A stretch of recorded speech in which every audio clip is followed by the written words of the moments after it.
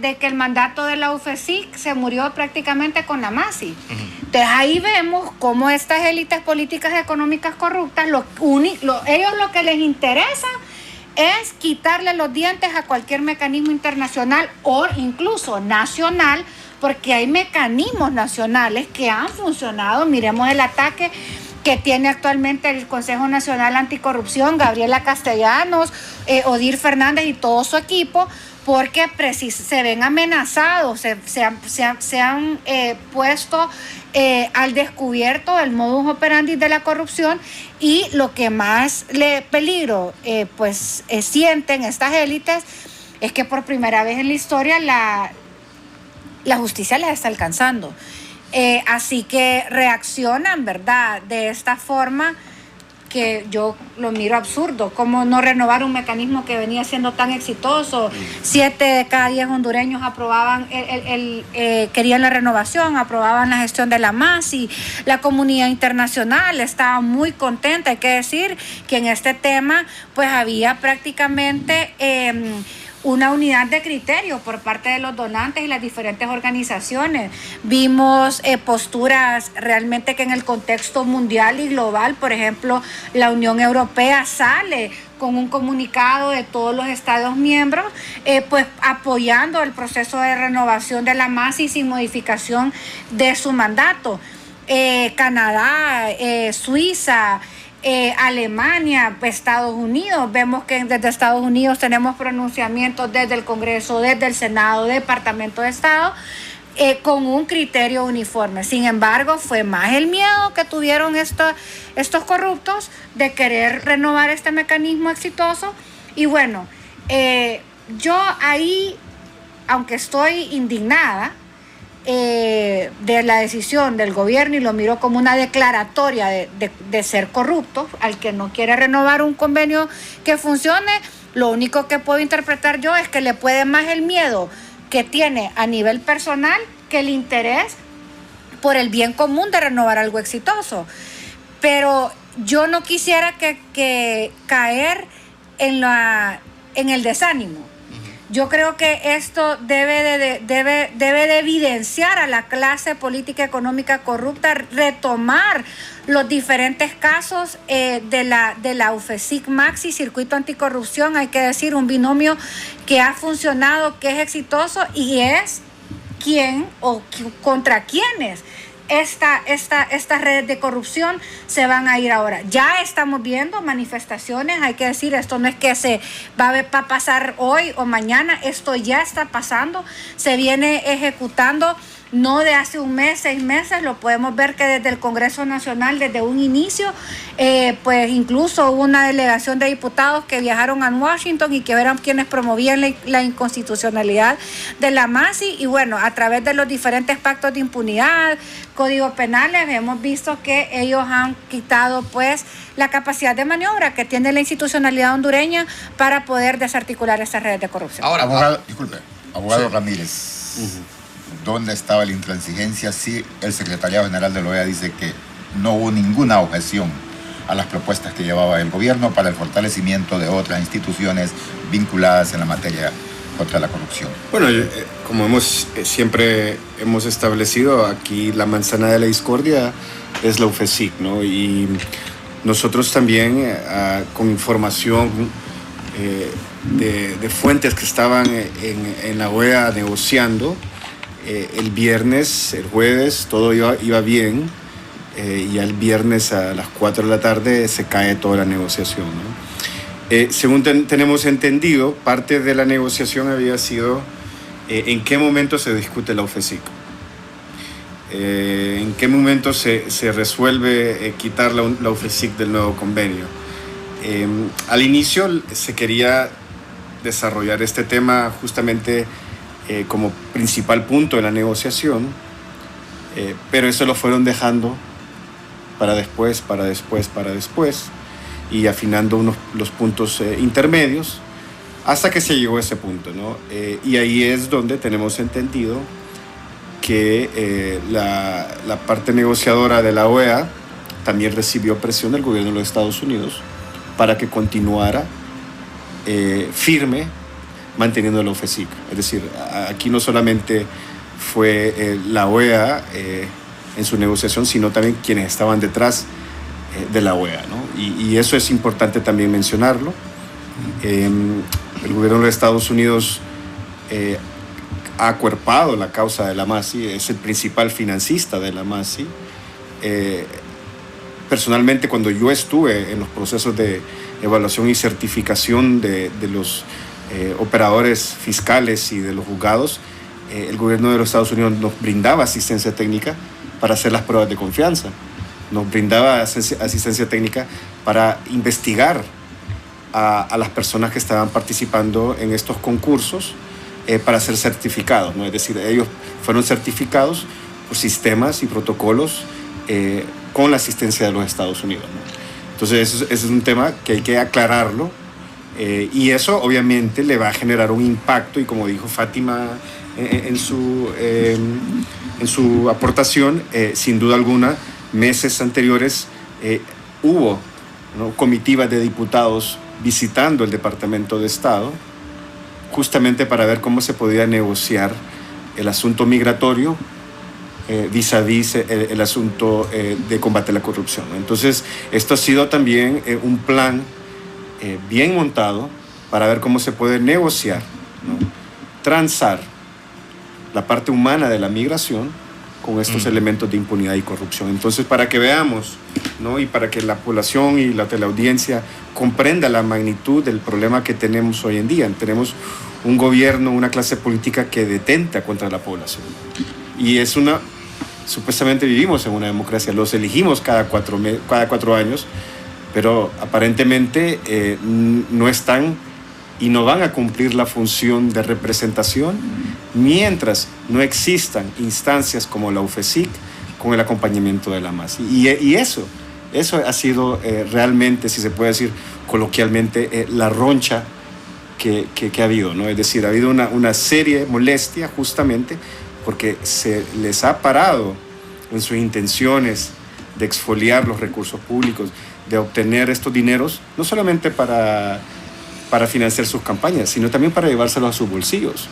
Y hemos leído recientemente, ¿no?, algunos mensajes y comunicados que hablan sobre víctimas y justicia selectiva, pero en ningún momento, y eso yo creo que es lo que más indigna, en ningún momento se pensó en los niños que quedaron sin zapatos, las mujeres campesinas que quedaron sin el apoyo para desarrollar sus huertos. La semilla.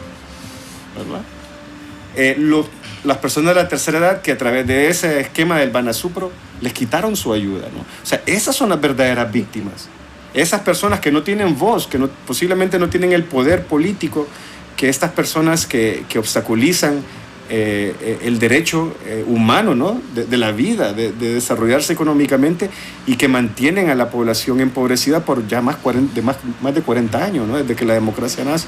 Entonces, eso yo creo que lo que nos debe indignar a todos, ¿no?, porque posiblemente nosotros aquí tengamos los medios económicos, ¿no?, pero 60-70% de la población no lo tienen, ¿no? Entonces, creo que es muy importante reflexionar en eso, ¿no?, en ese problema y en esa manera cínica, ¿no?, porque es un cinismo, ¿no? Y yo creo que generalmente yo soy muy frío y observador. Mi trabajo como investigador social, uno trata de siempre ver las cosas desde fuera de una ventana, ¿no? Pero creo que con estas cosas sí tocan la parte humana, ¿no? Cuando salen diciendo de que hubo justicia selectiva y que las víctimas son ahora las personas perseguidas y investigadas por actos de corrupción. Yo creo que eso demuestra, ¿no?, el tipo de liderazgo que tenemos en este país y lo que obviamente tenemos que cambiar, ¿no? Ahora, en aras de la objetividad, si bien es cierto, uno lo palpa, la población está indignada por esta acción. Yo tampoco creo en los argumentos que establece el gobierno, pero, abogada Mena, en aras de la objetividad, ¿podemos rescatar un mínimo elemento de los que menciona el gobierno, que la MASI violó nuestra soberanía, que no ayudó en el fortalecimiento de las instituciones en contra de la corrupción, que no atacó la corrupción de raíz, que en este periodo de la MASI siempre hubo corrupción en nuestro país, y varios elementos, incluso hablan de la intromisión, el trabajo de los jueces, y voceros del Partido Nacional, del Partido de Gobierno, llegan al punto de decir que la MASI solo atacó a un partido político y que se olvidó de los demás? ¿Podemos rescatar algo de eso? La verdad es que yo creo que errores tuvieron que haber, como todos los seres humanos cometemos errores en algún momento. Claro. Pero, por ejemplo, el tema de soberanía, que directamente está atacando el gobierno, y no fue el proyecto de ley Las Ciudades Modelos, que es una verdad, eso es una violación a la soberanía. Vender las tierras del Estado, eso es una violación a la soberanía. Luego, el tema de la justicia selectiva. Mira, yo tuve la oportunidad de hablar en algún momento por el Frente Parlamentario de Apoyo a la MASI, en ciertas ocasiones, los personeros que llegaban de la MASI, los voceros y el equipo, el internacional, ni sabía de qué partidos éramos, no entienden, o sea, que uno era liberal, que libre. Obviamente conocían un poco el contexto del país, pues son personas informadas, pero ellos no persiguieron a nadie por una condición de partido. Y vámonos a los casos. El primer caso de la MASI, ¿cuál es? Red de diputados. En ninguno de los diputados implicados en el primer caso MASI pertenecía al partido de gobierno. Es todo lo contrario, eran miembros en su momento del principal partido de oposición en el país, en este caso, pues Libre, que en ese momento era la bancada más grande después de las del Partido Nacional. Entonces, ese argumento de justicia selectiva es un argumento falso. Ahora, hay que entender que el actual gobierno lleva 10 años en el ejercicio del poder, y que 10 años estando en la administración pública obviamente tiene un costo y un riesgo. Y aparte, tal vez ahí pues tal vez los expertos un poco más en materia penal le podrán decir, si usted trae un mecanismo internacional para combatir la impunidad y la corrupción, usted necesita, uno de los principales retos es poder tener acceso a los medios de prueba, especialmente en un marco donde tenemos un marco jurídico tan proteccionista a las élites políticas y económicas corruptas, que se blindan principalmente con esa ley de secretos oficiales, que es tan difícil para un perito, para un investigador, poder realmente tener acceso a los medios de prueba que vinculan directamente a los altos funcionarios, no solo porque la ley los protege, sino porque ellos tienen controles de las instituciones, y como fue señalado en los informes de la MASI, muchas veces simple y sencillamente no les daban información. Entonces, el costo de estar en el ejercicio del poder más de 10 años es precisamente que podrían ser las administraciones más expuestas, que es un riesgo que cualquier persona que ejerza el poder va a tener.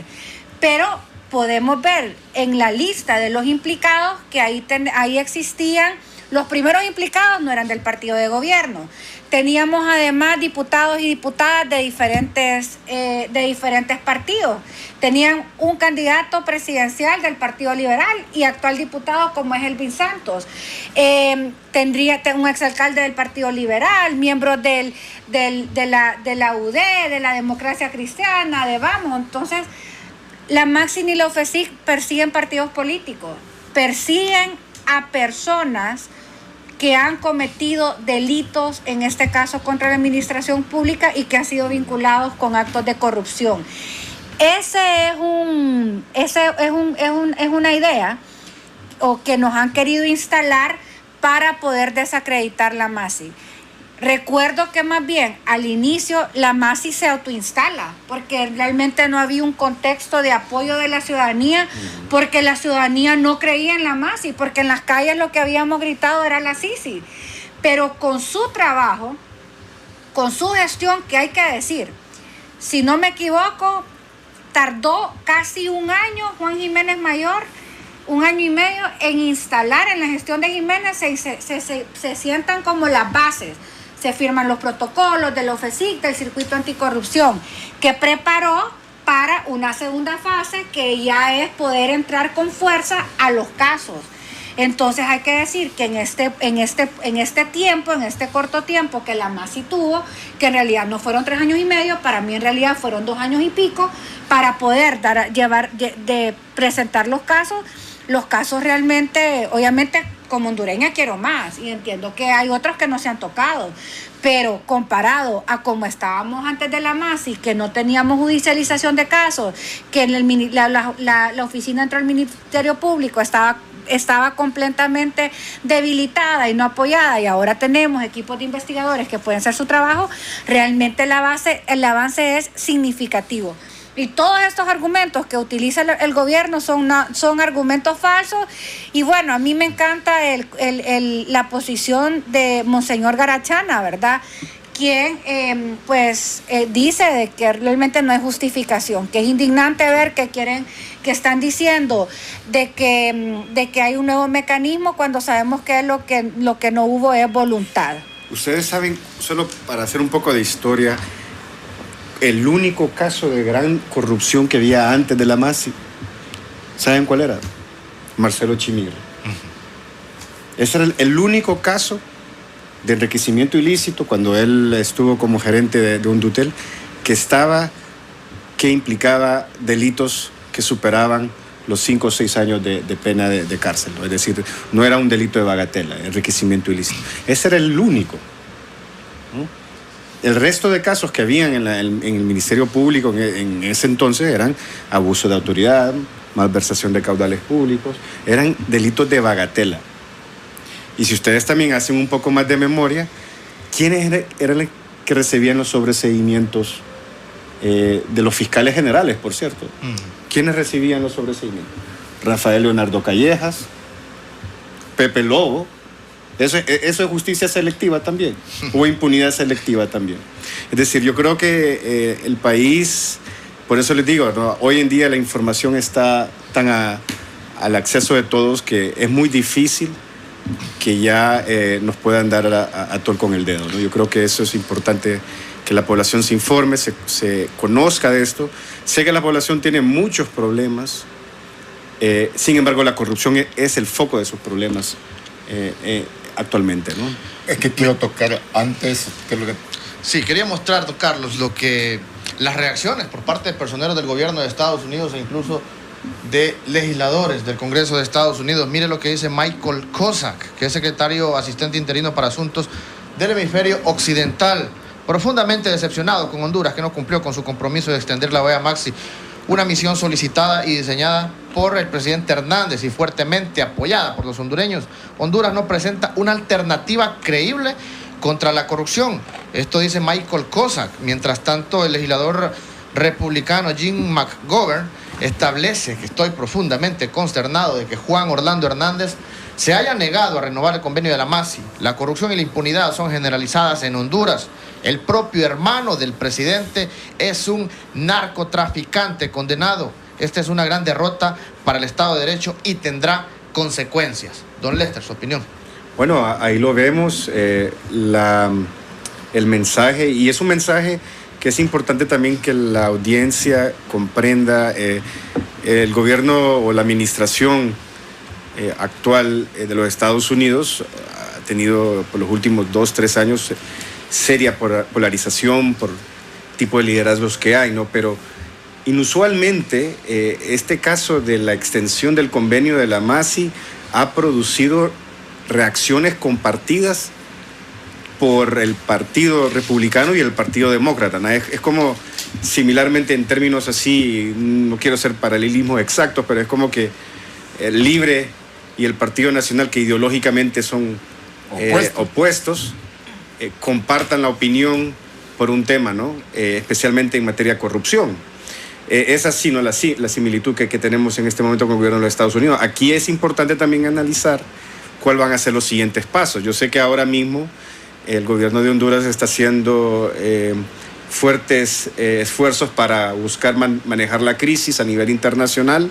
Acaba de declarar a Hezbollah, que es un grupo islámico en el Medio Oriente, en Palestina y en Siria y en Líbano, como un grupo terrorista, ¿no? Y con eso piensa lavarse las manos un poco, ¿no? Pero sin embargo yo creo que la caravana de migrantes le va a generar serios retos de mejorar su posición, y justamente el convenio de la MASI ha sido también otra estocada, ¿no? Entonces yo creo de que es importante analizar de dónde vienen esos mensajes, el poder que tienen, ¿no? Estamos hablando de senadores que son encargados de la Comisión de Relaciones Exteriores de los Estados Unidos.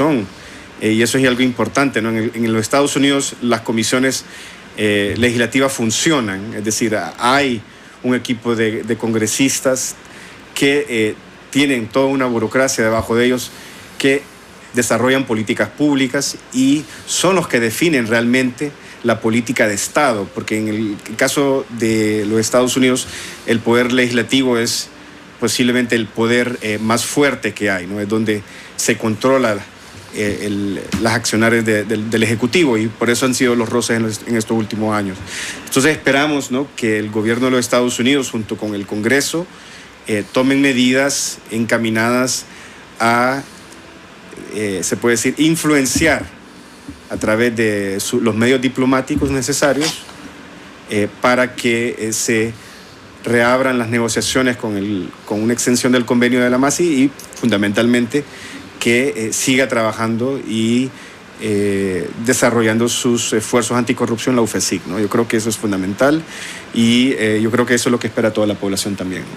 ¿Cómo hablar de un plan anticorrupción por parte del gobierno de la República, tomando como gobierno la República, las instituciones que la conforman, la reforma a la ley del Tribunal Superior de Cuentas, que es retroactiva incluso, y que la resolución que emita esta instancia de sus auditorías especiales sean resoluciones definitivas, en las cuales no habrá responsabilidad administrativa, y desde luego, si no hay civil ni administrativa, no habrá penal. ¿Cómo se puede hablar de un plan anticorrupción con una ley de secretos? ¿Cómo se puede hablar de un plan anticorrupción de parte del gobierno si no se aprueba la ley de colaboración eficaz? Para mí son palabras, promesas vagas, sin ningún sustento de querer cumplir realmente o tener la voluntad política. Que escuchaba, ¿verdad? No sabía si reír o llorar cuando escuchaba las declaraciones de Val Díaz y Lisandro Rosales, de cómo ellos pretendían tener el gobierno, que otra de las cosas que condeno es yo lo te voy a decir, para mí es la cobardía que tiene Juan Orlando Hernández de no darle la cara al pueblo y haber utilizado a ministros y a cancilleres para abordar un tema a donde, según el convenio, la única autoridad la tenía él. Quien tenía que mandar la nota era él, la firma era de él. Y bueno, lo único que hemos tenido es un tuit a donde pues obviamente utiliza el argumento de que se está trabajando en un nuevo convenio, pero en ningún momento a una demanda, a una conquista ciudadana se le dio la cara al pueblo, por lo menos para decirle, por eso no lo voy a renovar. Hasta en eso nos faltaron el respeto.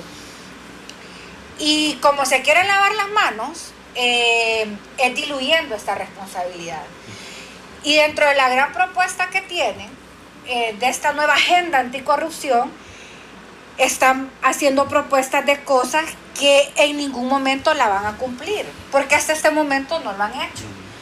Por ejemplo, recuerdo a Lester, desde que yo estaba en el Congreso Nacional, cómo hacíamos énfasis en la necesidad de fortalecer el Tribunal Superior de Cuentas.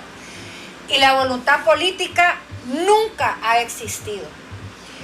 Los procesos de selección y elección de los altos funcionarios en el país, hemos recordado las luchas, cada vez que vamos a nombrar nuevas autoridades en este país, o por lo menos las de segundo nivel o las que elige el Congreso, aquí lo único que hay es pago de favores políticos. Y nombrar y poner con todo respeto, porque creo que no hay que echar a todos los funcionarios en un mismo costal, pero hasta los méritos que puede tener un profesional los botan al suelo, porque no son esos los méritos que pesan o que valoran al momento de una elección. Yo siempre cuento la anécdota de la elección de la Corte Suprema de Justicia. Estábamos en una sala, íbamos a la presidencia del Congreso para ver cuál era el proceso de selección, y miré que unos diputados llevaban unas hojas, un montón de hojas aquí abajo del brazo. Y yo dije, pucha, vienen preparados, decía yo, vienen con las hojas de vida o algún análisis de todos los candidatos, ¿verdad? Y lo que andaban en esas hojas eran los registros de los partidos, de quién votó en las internas de cada partido, porque el criterio para poder ser considerado para que se vote en el Congreso es una probada militancia para que se matricule con un partido. Por eso es que criticamos cómo se van repartiendo el pastel. Sí. Hablan de que van a hacer, lo único que han hecho a través del Tribunal Superior de Cuentas, que supuestamente es este Contralor, que yo comparto, que debe fortalecerse, pero una agenda real. Y lo que hemos visto que ha operado desde este gobierno y desde el Congreso Nacional es instrumentalizar al Tribunal Superior de Cuentas, que debe ser un ente contralor para que los funcionarios y funcionarias no, pues, a que los controlen para que no cometan delitos, para que no se roben el dinero del pueblo, y lo único que están haciendo es generando la vía de escape y cómo van a evadir la justicia.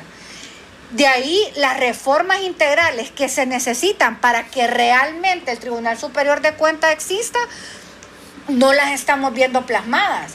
Todo lo contrario, el Ministerio Público, que debería de fortalecerse, en este caso están utilizando como pieza de blindaje al Tribunal Superior de Cuentas, quien ahora, para mí, y espero de forma inconstitucional, le están dando atribuciones al Tribunal Superior de Cuentas que no tiene, porque constitucionalmente la acción penal pública solamente la tiene el Ministerio Público, y con estos pactos de impunidad lo que están diciendo es que el Ministerio Público no puede investigar porque para toda responsabilidad civil, penal y administrativa, el Tribunal Superior de Cuentas tendrá que dar la luz verde.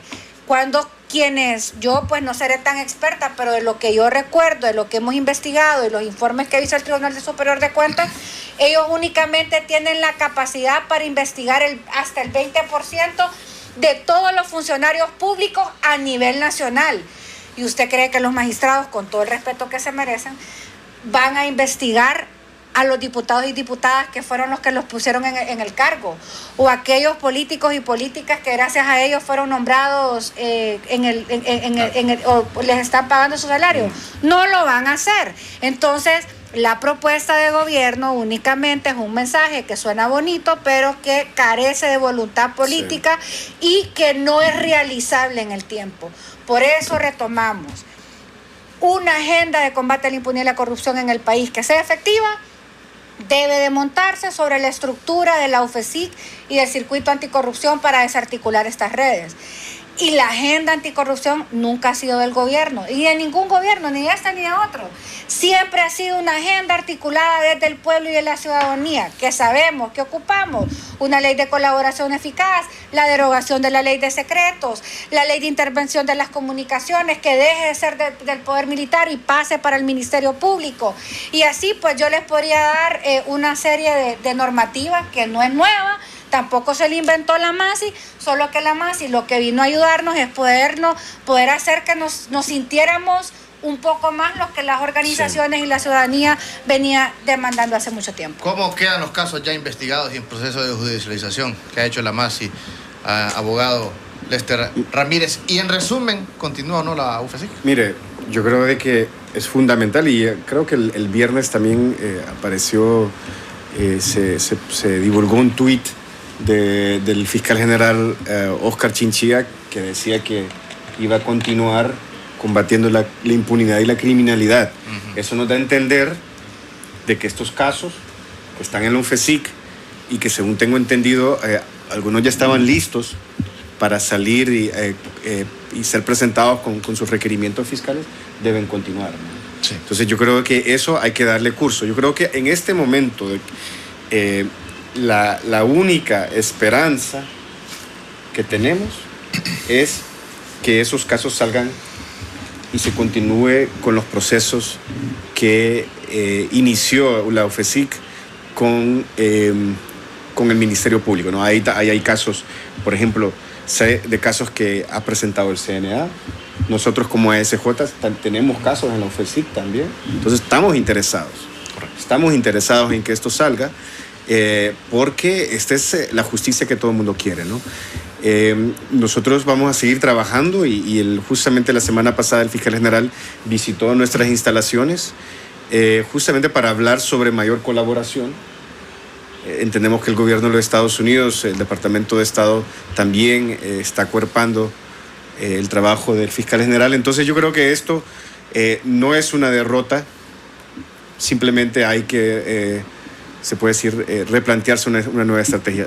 Sin embargo, creemos que el acompañamiento internacional debe continuar. Los cambios que inició la MASI son cambios fundamentalmente en el Ministerio Público. Pero como dijo Fátima claramente, ¿no? Está el Tribunal Superior de Cuentas, ¿no? Está la Procuraduría General, está el mismo Congreso Nacional, tenemos una ley de colaboración, tenemos todavía todo este sistema de fideicomisos, tenemos la Comisión de Banco y Seguros, tenemos todas esas ONGs que han movido. Imagínense que tenemos conocimiento de ONGs que han obtenido de presupuesto del gobierno 6.000 millones de lempiras. O sea, ONGs. O sea, es decir, ninguna ONG en América Latina de índole nacional ha tenido un presupuesto como estas ONGs. Se nos terminó el tiempo. Distinguido ciudadano, abogado Lester Ramírez, y le agradecemos que nos haya acompañado en Cuarto Poder, al igual que a la abogada Fátima Menas por estar acá, tratando de expresarle al pueblo de dónde viene la inoperancia de no haber ratificado el convenio de la MASI. Gracias. Muchas gracias. Muchísimas Gracias a ustedes. Gracias a usted. Queremos recordarle que mañana hay plantón en la rotonda de la Laguna, las colonias Fuerzas Armadas, Alemania, Carrizal, Policarpo, la Torocagua, la gente de la Centroamérica Oeste y todos los que están aledaños y todos los capitalinos que quieren asistir. Es a las 7:30. Hay plantón contra la corrupción, la privatización del agua y otras dificultades que enfrentamos como capitalinos y hondureños. Buenas tardes. Gracias. El Observatorio del Poder y el Pulso.hn presentó Cuarto Poder.